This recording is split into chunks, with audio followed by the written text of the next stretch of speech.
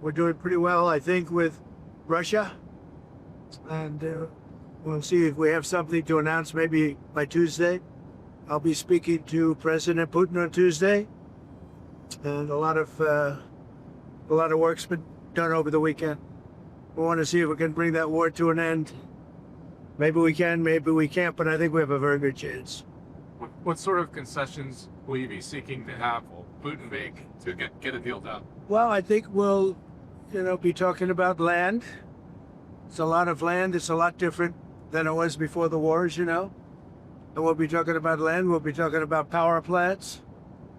Because that's up, it's a big question. But I think we have a lot of it already discussed very much by both sides. You'll ask him. Ukraine and Russia. You'll ask him. We're already talking about that. Dividing up certain assets. Yeah, and they've been working on that.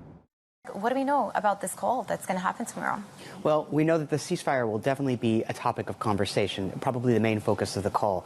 Before the call, Trump said that they were going to discuss a couple issues, including land and a nuclear power plant, or a power plant, which I assume was the Zaporizhia nuclear power plant, the largest in Europe, that Russia has held since early in the war. We know that before the talks with Ukraine, U.S. Secretary of State Marco Rubio showed up saying that there was going to have to be concessions on territory. So with Trump talking about that, that's likely to be a topic of conversation.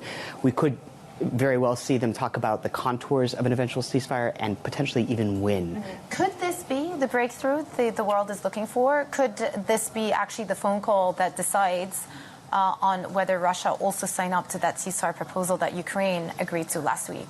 It's hard to see.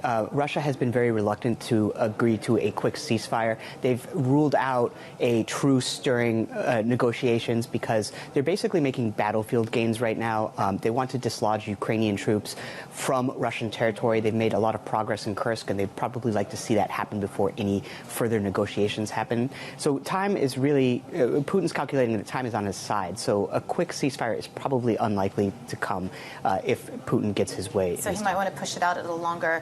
What do you think Ukraine and Ukraine's European allies will be watching out for on this call today? Well, they'll definitely be watching very carefully. Tomorrow, I should say. Yes. Sorry. They'll be watching very carefully. They're very concerned that in Trump's rush to get a ceasefire, he may make too many concessions. They're clearly worried about their own security framework, both in Europe and Ukraine, and they don't want Trump to see that in the rush for a ceasefire at any cost. Yeah, and yet they are still having discussions about what military and defense support they can continue to provide to Ukraine, even once the ceasefire is agreed to.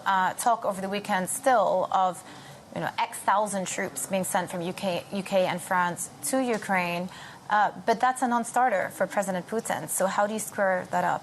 That is a big question in any kind of ceasefire agreement, because Russia has ruled out NATO troops on the territory of Ukraine. But Ukraine has insisted that it needs a security guarantee that is enough of a deterrent that Russia won't resume hostilities down the road. We've seen players like the UK and France really step up and try to lead the initiative with their own defense framework. But there's a big question of whether they can do it and how fast, especially if the U.S. pulls back.